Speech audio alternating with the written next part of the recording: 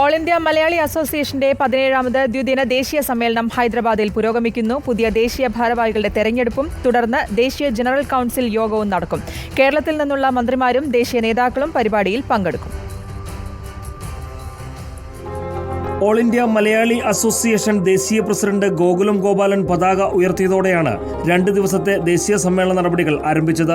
27 സംസ്ഥാനങ്ങളിൽ നിന്നുള്ള പ്രതിനിധികൾ സമ്മേളനത്തിൽ പങ്കെടുക്കുന്നുണ്ടെന്ന് association Telangana chairman BCR Nair അറിയിച്ചു. AIMAയുടെ തെലങ്കാന ആന്ധ്രാപ്രദേശ് യൂണിറ്റുകളാണ് സമ്മേളനത്തിന്റെ സംഘാടകർ. സമ്മേളനത്തോടനുബന്ധിച്ച് യൂസഫ്ഗുഡയിലെ national institute of micro, small and medium എന്റർപ്രൈസസിൽ മീറ്റ് സംഘടിപ്പിച്ചു. പ്രശസ്ത മോട്ടിവേറ്റർ രാജീവ് ആലിംഗൽ ക്ലാസ് എടുത്തു. പുതിയ ദേശീയ ഭാരവാഹികളുടെ തെരഞ്ഞെടുപ്പും തുടർന്ന് ദേശീയ ജനറൽ കൌൺസിൽ യോഗവും ഇന്ന് നടക്കും. വൈകിട്ട് ശ്രീനഗർ കോളനിയിലെ സത്യസായി നിഗമഗമത്തിൽ പൊതുയോഗം നടക്കും.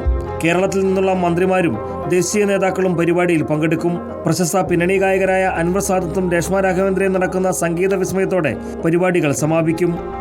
News desk reporter.